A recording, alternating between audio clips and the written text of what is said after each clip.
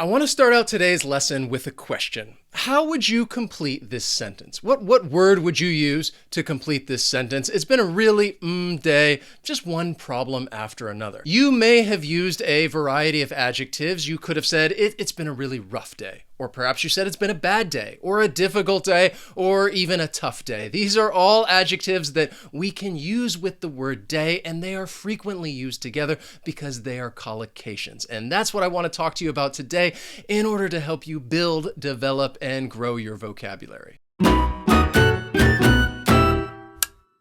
Hey everyone, my name is Wes. This is Interactive English, which is all about helping you practice and improve your English skills. And today I want to help you build your vocabulary because it's just so important when it comes to your English fluency. And the secret that I'm going to share with you today is collocations. And I don't know why I'm whispering because it's really just the two of us. So I am going to teach you some different collocations, which are words that are frequently used together. And this is a wonderful way to build and improve your vocabulary. So let's go back to that first sentence. And the adjective that I want to use is rough. A rough day. It was just difficult. We've actually had a bit of a rough day. We just returned from a trip and the airline destroyed our stroller. That's a true story, but I don't want to make this about me. I want to make it more about you and building your vocabulary. Now, not all words that are frequently used together have to be adjectives and nouns. You can have verb-noun collocations. You could even have noun-noun collocations. But these that I'm going to use with rough are all adjective-noun collocations. For example, the next one that I want to talk to you about is a rough draft. If somebody says that they've done a rough draft, it means that they have done some work, but it is incomplete. They've only started the process, and you could say it was a rough draft. Often it's used when talking about something that you're writing, and the writing is not finished, the paper, the essay, whatever it is. You might just say, well, I've only done a rough draft. You can also use this adjective with estimate, and somebody might ask for a rough estimate, which is an approximation. And I think about numbers. Somebody's asking for some kind of value. Perhaps you're having car troubles and you take it to the mechanic and you want to know how much it's going to cost. You might ask them for a rough estimate. They might not know exactly how much it's going to cost, but they perhaps could give you a rough estimate, an approximation, so that you know, well, whether you want to fix your car or just leave it the way it is. You may also hear this adjective with the noun neighborhood, rough neighborhood. And I say that, I don't know why I'm saying that in a very cheerful way, because if you're talking about a rough neighborhood, it's kind of a dangerous neighborhood. Perhaps, there's a lot of crime there. It's not very safe. And you might describe this area and say, yeah, it's a bit of a rough neighborhood. Often, I think people use it maybe when they're talking about their past. They're telling a story. They say, yeah, I grew up in a really rough neighborhood, or I used to live in a rough neighborhood, and it was a bit dangerous, but yeah, that's where they were living. It was a rough neighborhood. Now, I want you to try and complete this sentence. All right? I hope you didn't think I was just going to tell you all of these collocations. I want you to try and work for it. Just kind of quiz yourself a little bit. Which of those words would you use to complete it? We'll give it a of paint, and then it's finished. What do you think? I hope you said B. Touch, a touch of paint. This is the next set of collocations that I want to teach you, and that is those with touch. So this is a noun-noun collocation. If you're talking about a touch of something, you're talking about a slight amount. For example, a touch of paint, a slight amount of paint. Or perhaps you could say that you have a touch of the flu. You're feeling a little bit sick, and you might tell somebody, yeah, I think I got a touch of the flu right now. We also frequently use touch with several different adjectives. For example, finishing touch. And this is talking about small details at the end of something. Maybe you want to put the finishing touches on something that you're creating. You're just adding those small details. We can also say that something is a nice touch. And in this case, we're talking about something that makes another thing better. For example, maybe you are painting a picture and somebody suggests, oh, maybe you should put this down there in the corner. And you think, yeah, okay, that's a nice touch. It makes the painting better. If we're talking about a person and we say that someone has a nice touch, in this case, we're saying that they do something very well. For example, maybe there's a basketball player and he or she shoots the ball very well, and you say, wow, this person, they just have a really nice touch. They're a great shooter. So in that case, I think it's commonly used when talking about sports and athletics, and you want to say that somebody has a nice touch. A person may also have a soft touch. And in this case, we're just saying that something is delicate, that it's very nice, it's comforting, that somebody has a soft touch. I don't know if I would describe myself and say that I have a soft touch, but perhaps you do. I don't know. Now look at this sentence and tell me which word best completes it. Someday I hope to a world record. I hope that you chose C, break a record. Someday I hope to break a world record. I don't think I am going to do it, but maybe you will. I don't know. But let's talk about some collocations with break. And these are all verb-noun collocations. So to break a record, this just means to do something better than anybody else. You break a record. There's also an expression that's pretty common. You might tell somebody to break a leg.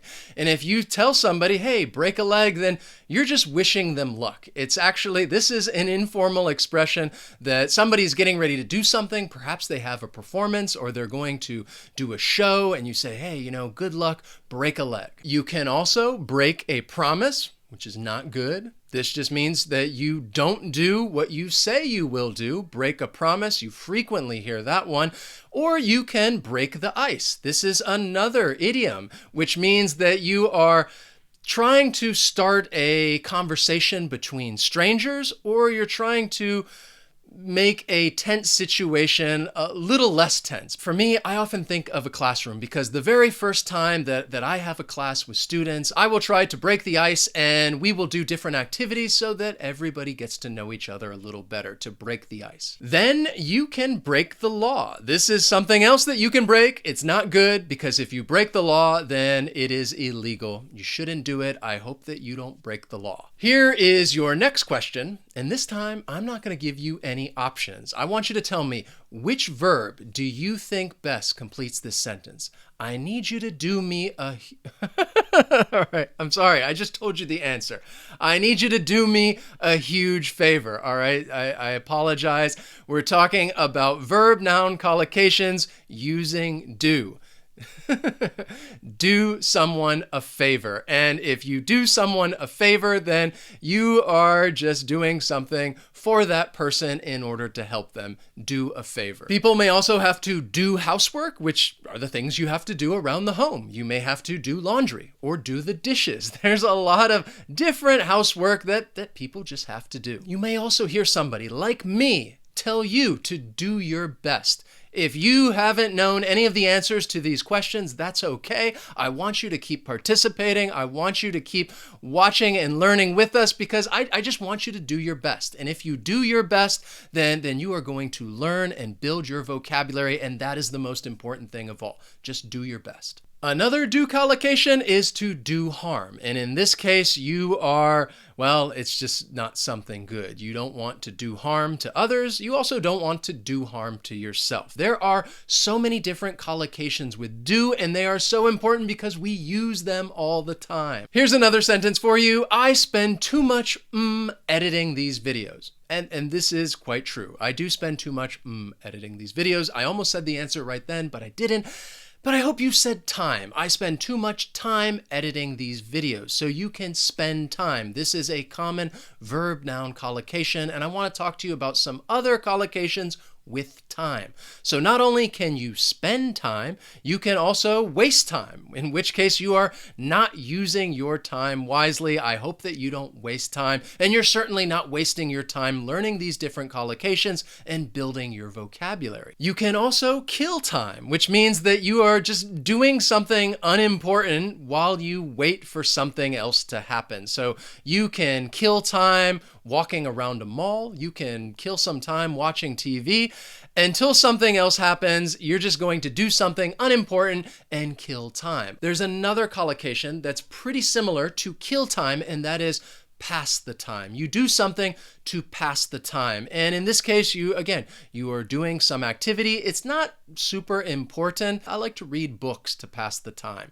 That you are just trying to occupy your time by doing something and you're trying to pass the time. Then there's an expression that I just wanted to throw in there, but it is frequently used, and that is to say right on time. If someone is right on time, then they are there right when they should be, right on time. I try to be right on time, but most of the time it doesn't happen. I always do my best to be right on time, but especially if I'm having a bad day, not going to be right on time. And I hope you recognize these collocations that I continue to use. Let's look at this sentence right here. We're not going to go much farther. The car is about to of gas. What do you think? This is a verb noun collocation, and actually it is a phrasal verb. That is a hint for you. And I hope that you said run out of gas. I want to talk about some collocations with run out. You run out of something. So if something like a car runs out of gas, then it just means there's none left. It runs out. Now, the way that we use this phrasal verb, the meaning can change a little bit. For example, if we use it in the present continuous and we say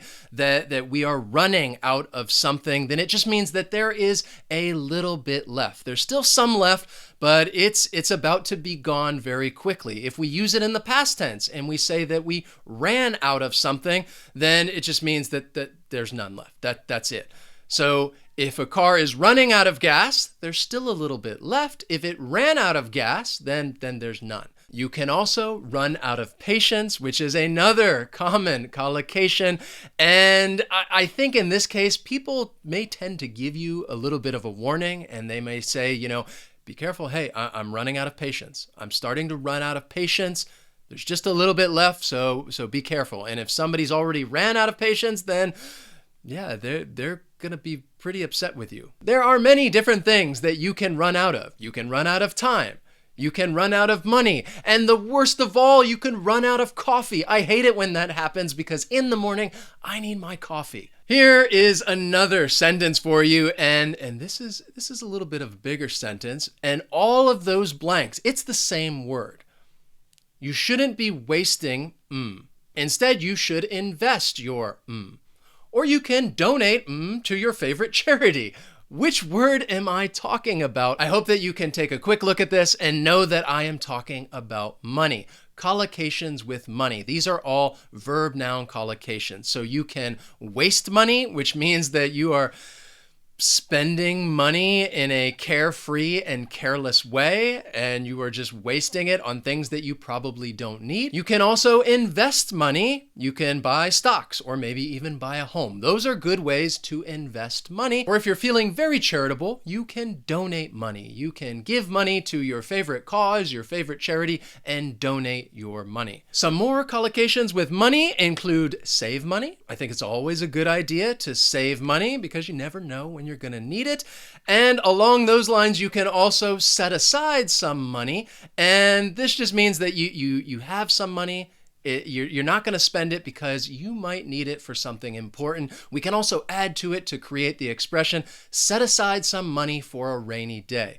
That you have this money for a time when you absolutely need it. You set aside some money for a rainy day. We always try to save money. That's very important to us. And we also like to donate money when we can. And we try not to waste money, because if we do that, then we're going to run out of money. And there's a very quick review, a quick money review for you. Now, I want you to do me a favor and help put the finishing touch on this lesson. And all you have to do is hit that like button if you enjoy learning these different collocations and building your vocabulary. Do you promise?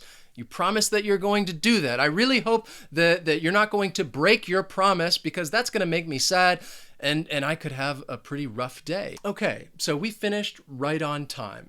And I'm not even wearing a watch, but I'm gonna end the lesson there before you run out of patience. And notice all of the collocations that I'm using just to give you a quick review, but they are so important when it comes to building your vocabulary. They're very, very useful, not a waste of time. Okay, all right, that's it. I'm gonna end it there.